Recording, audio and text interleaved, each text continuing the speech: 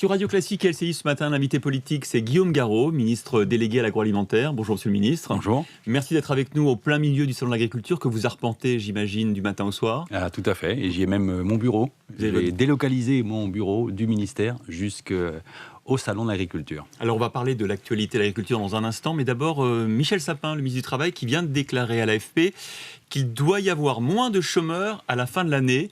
2014, donc on reporte d'un an l'objectif d'inversion de la courbe du chômage, non, c'est ça ? Ça signifie simplement que ça reste notre combat quotidien, notre priorité première, si j'ose dire, et qui mobilise aujourd'hui toute l'énergie du gouvernement. C'est pour ça qu'on fait le pacte de responsabilité, pour donner plus de force à nos entreprises qui pourront ainsi créer davantage d'emplois. Vous savez que c'est évidemment un combat difficile, ardu. Un combat quand même qui nécessitera donc 12 mois de plus que ce qui était prévu au départ par le chef de l'État. Qui d'ores et déjà a produit des résultats. Et je veux le redire parce que lesquels le chômage des jeunes.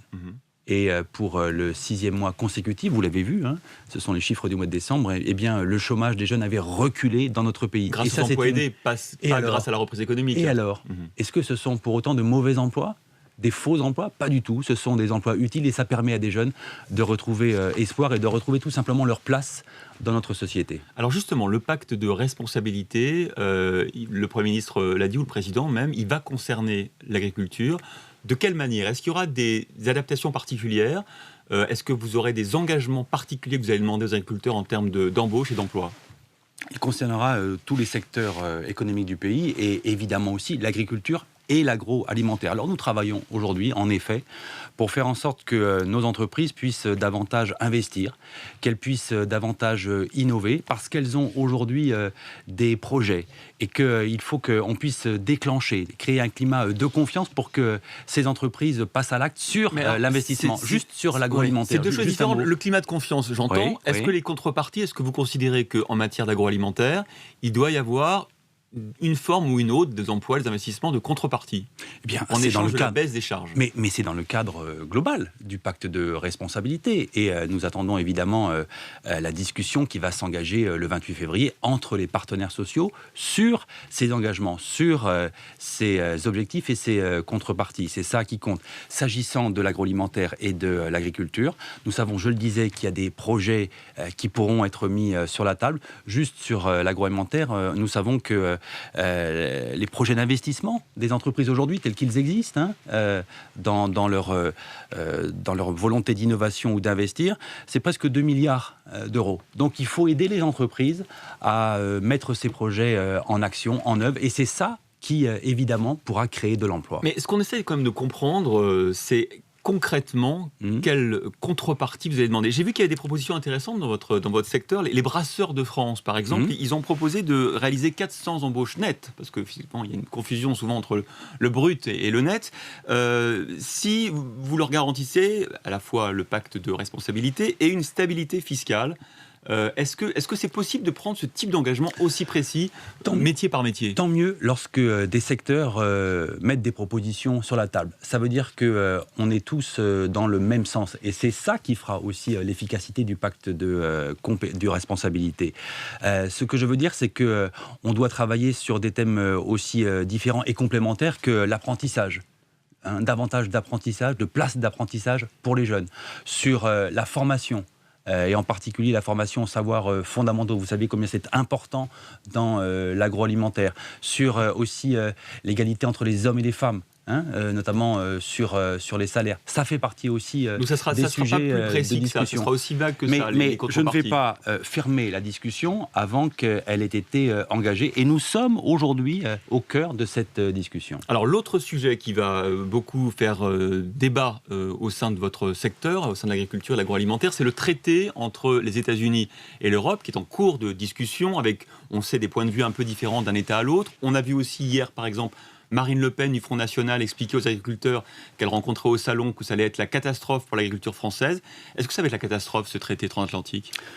Ce traité, d'abord, il n'existe pas encore. Non, il est en discussion. Il est à peine engagé dans sa discussion. L'idée, c'est d'ouvrir encore davantage les frontières entre les deux blocs. L'idée, c'est de gagner de la croissance de part et d'autre. Et nous savons que si nous accélérons les échanges, si nous fluidifions, si nous simplifions les échanges, c'est davantage de croissance économique et donc d'emploi. C'est la théorie économique. Voilà. Mais depuis 2 siècles, on dit ça. On ne peut pas le faire à n'importe quelle condition. Et donc, nous, la France, nous avons, lorsque nous avons négocié le mandat de l'Union européenne pour discuter Vous avez fait avec... des restrictions. Absolument. Et nous savons aujourd'hui que les lignes sont très claires, notamment sur le clonage.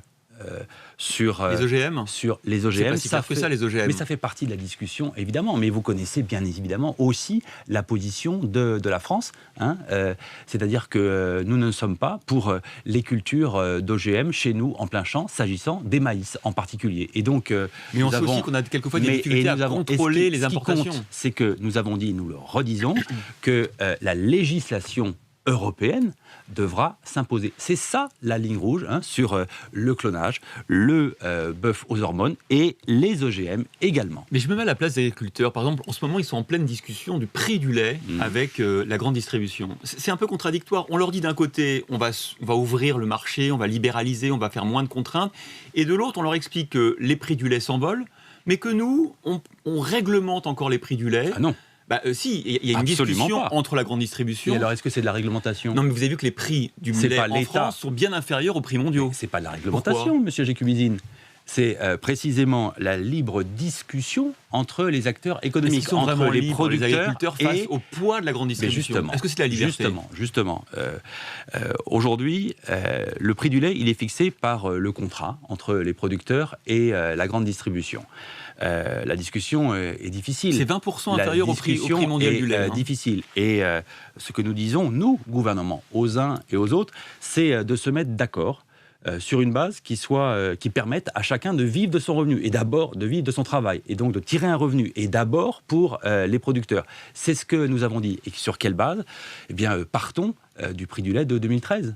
Et il ne pourra pas, ce prix du lait, être inférieur en 2014 à ce qu'il était en 2013. Vous parlez du prix mondial ou du prix... Non, du prix payé aux producteurs. Savez, le prix du lait s'est envolé sur le marché mondial. Eh bien, c'est pour ça qu'il faut une discussion. Nos producteurs n'en bénéficieraient-ils pas ? Et c'est pour ça qu'il faut une discussion entre la grande distribution, les transformateurs également, qu'il ne faut jamais oublier, et bien sûr, et les producteurs. Est-ce que vous allez participer à cette discussion pour justement peut-être rééquilibrer un peu les forces en présence ? Alors, la loi ne fait pas autorisation au gouvernement de fixer le prix du lait.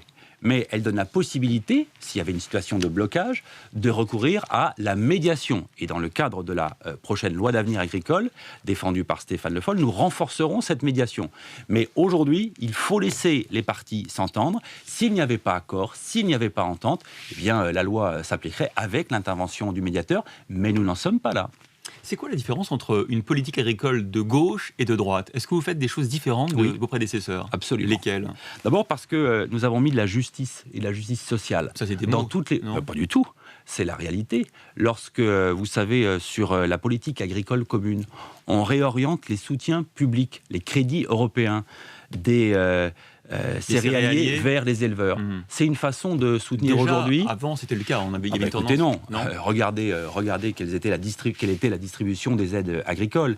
Et donc là, vous avez réorienté les aides européennes mais évidemment, vers les... D'accord. Mais bien davantage en direction des céréaliers. C'est 1 milliard d'euros à l'horizon 2019 qui retourneront vers les éleveurs. De la même façon, c'est une politique qui est plus verte. Parce qu'aujourd'hui, nous considérons que la performance écologique, c'est la condition de la performance économique et qu'il faut marier les deux. Et que c'est ça qui fera la performance globale de notre agriculture. Vous dites ça en même temps, vous avez levé les plafonds d'exploitation d'élevage, notamment pour les élevages porcins en Bretagne. Vous avez libéré il n'y a plus d'autorisation administrative pour faire la fameuse ferme des 1000 vaches, par exemple. Mais ce n'est pas parce qu'on produit davantage qu'il faudrait produire moins bien. Tout au contraire. Notre ligne, elle est claire, c'est produire plus et produire mieux. C'est pour ça que nous lançons la méthanisation. Et la méthanisation, c'est l'utilisation des déchets agricoles, des effluents d'élevage pour produire de l'énergie. Donc, quand on produit de l'énergie, on a un coût de production qui est moindre et donc on a davantage d'efficacité économique. C'est ça la logique d'ensemble et ça, c'est une vraie logique de gauche. Alors, puis un exemple concret, même si c'est un exemple judiciaire, mais ce viticulteur bio qui est en ce moment jugé pour avoir refusé de traiter ses cèpes contre une maladie maladie. Est-ce que vous le comprenez ou pas ? Nous sommes dans une affaire qui est instruite par la justice, donc je me garderai bien d'intervenir et de commenter avec une décision qui est en délibéré. Voilà, absolument, il est passible d'une amende de 1 000 €. Le 7 avril, absolument, courant avril. Il y a néanmoins un principe qu'il faut rappeler, qui est celui de la responsabilité. Parce que si le fait de ne pas traiter sa parcelle de vigne met en péril, met en risque, met en danger d'autres parcelles du vignoble qui sont voisines ou qui sont adjacentes, là, ça pose un problème. Et donc, c'est cet équilibre-là qu'il faut trouver, et c'est ce que la justice aura à trancher. On va faire un peu de politique, parce que vous êtes un des bons élèves du gouvernement. Il y a rarement un mot plus haut que l'autre. Quand même, est-ce que vous pouvez vous mouiller un petit peu aujourd'hui ce remaniement dont on parle beaucoup, est-ce qu'il doit intervenir entre les municipales et les européennes ou après les européennes ? Alors là, c'est certainement pas à moi de vous dire. Non, mais c'est votre analyse. Oui, mais je vais vous dire une chose. Je ne pas de nom. Sur le remaniement, je trouve qu'on en entend beaucoup parler lorsque on allume la télé, qu'on regarde les images, qu'on lit les journaux, mais que franchement, c'est pas la préoccupation des gens aujourd'hui. Mais alors franchement pas. Il semble quand même que l'équipe manque un peu de ressort. Et donc, aujourd'hui, l'énergie du gouvernement, elle doit être mobilisée autour de nos priorités et d'abord la lutte contre le chômage.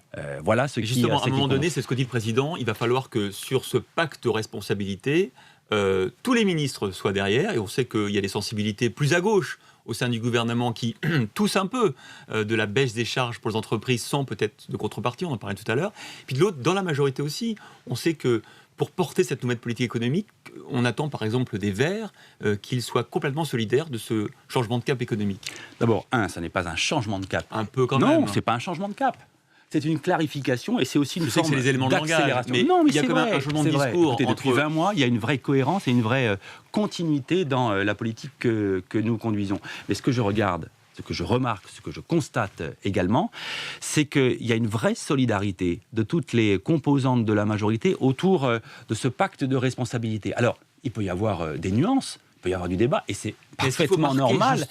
Parfaitement normal, mais il y aura un rendez-vous. Voilà. Et le rendez-vous, c'est le vote de confiance, absolument. Et donc, est-ce que à l'Assemblée nationale, on imagine que ça sera avec une nouvelle équipe quand même ? En partie, je ne parle pas du Premier ministre, on ne sait pas, mais il y aura forcément du serrage du boulon. Mais écoutez, vous n'en savez rien, moi non plus d'ailleurs. Ce qui compte, c'est qu'on présente un projet de pacte de responsabilité qui soit mobilisateur, qui déclenche en France l'envie d'investir, l'envie d'aller plus loin, l'envie d'innover. C'est ce que nous attendons des entreprises, mais sur la base d'un contrat avec les forces sociales, avec l'État également, sur des objectifs en termes d'emploi, en termes de formation. C'est ça le pacte de responsabilité. Ça sera quoi, fin avril, la question de l'engagement de la date n'est pas fixée, mais la discussion est engagée. Elle va s'intensifier vendredi entre les partenaires sociaux. Et donc c'est en fonction aussi du résultat de ces discussions que nous saurons exactement quelle est la date du vote de confiance. Mais ce qui compte, c'est qu'on y voit clair, en effet, rapidement, sur ce que sera le contenu de ce pacte des responsabilités. Et ça dépend de l'engagement de chacun. Est-ce qu'il manque des figures dans ce gouvernement ? On pense à Ségolène Royal, on pense à Martine Aubry, on pense à Bertrand Delanoë. Mais moi, je me réjouis quand les Français... reconnaissent les qualités de Ségolène Royal. Vous parlez des sondages. Oui. Puis ce que je perçois, ce que j'entends à travers les discussions que je peux avoir, ils reconnaissent chez Ségolène Royal sa ténacité, sa volonté, sa fermeté aussi. Et si vous me demandez ce que Ségolène Royal aurait sa place, c'est ça votre sondage ? Ben oui, je dis oui, en effet. Ségolène Royal, c'est certainement une grande femme d'État. C'était Guillaume Garot, royaliste et ministre délégué chargé de l'agroalimentaire. Merci d'avoir été sur Radio Classique et LCI ce matin.